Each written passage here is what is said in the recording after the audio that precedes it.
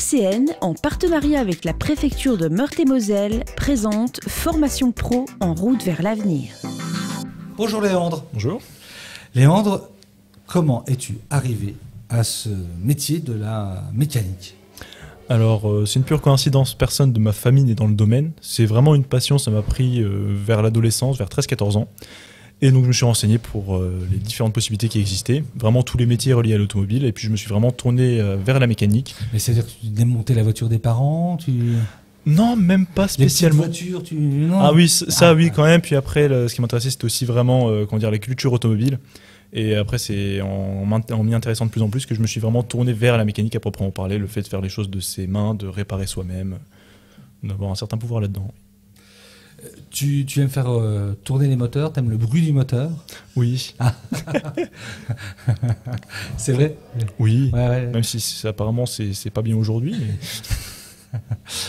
Mais... oui, c'est vrai. Ah oui, j'avais oublié. Alors du coup, effectivement, tiens, bonne question. L'avenir du métier, tu le vois comment ?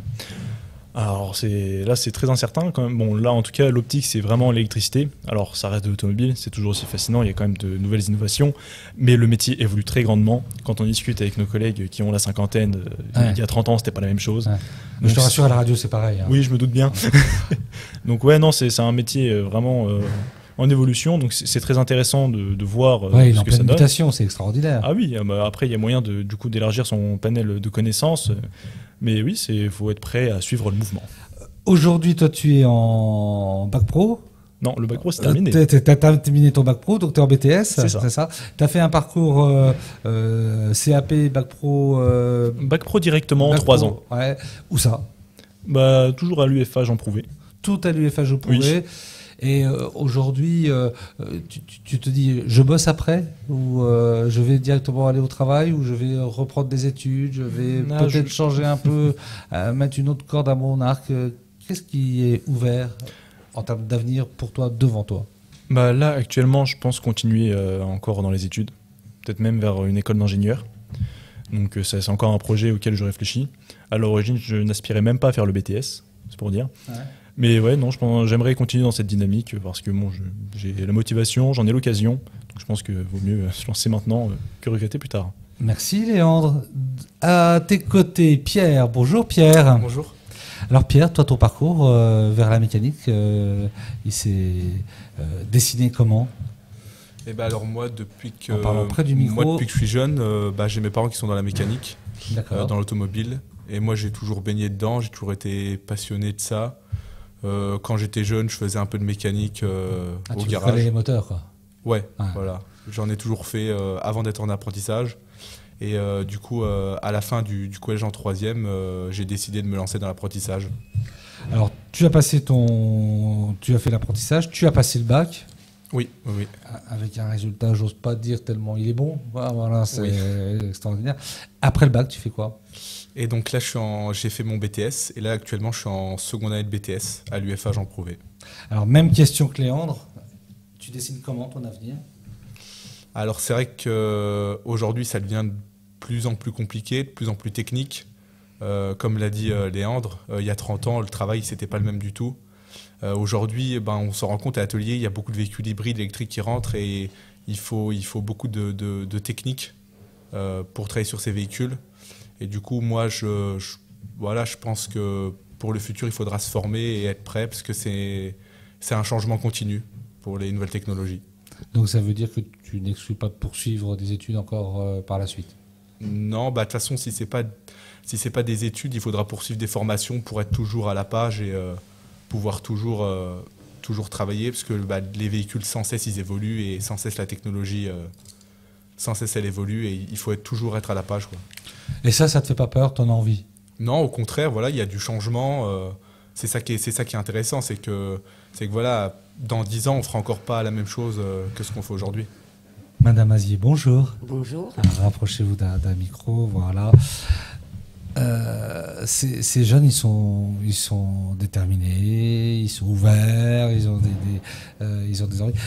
des envies. Leur parcours s'est dessiné dans le cursus quand même. Oui, effectivement, on les accompagne dès leur entrée en formation. en essayant de leur proposer un parcours le plus complet possible.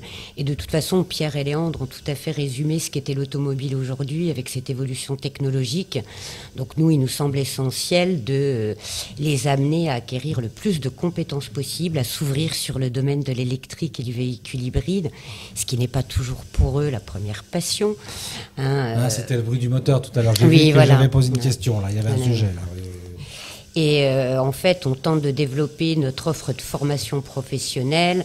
On a ouvert il y a 2 ans donc le BTS maintenance des véhicules et on a pour projet d'ouvrir à la rentrée 2024 un titre à finalité professionnelle TEAVA, technicien expert après-vente automobile, qui donne un niveau de compétences supplémentaires et qui répond aux besoins actuels des entreprises, étant donné la technicité des véhicules mis en circulation.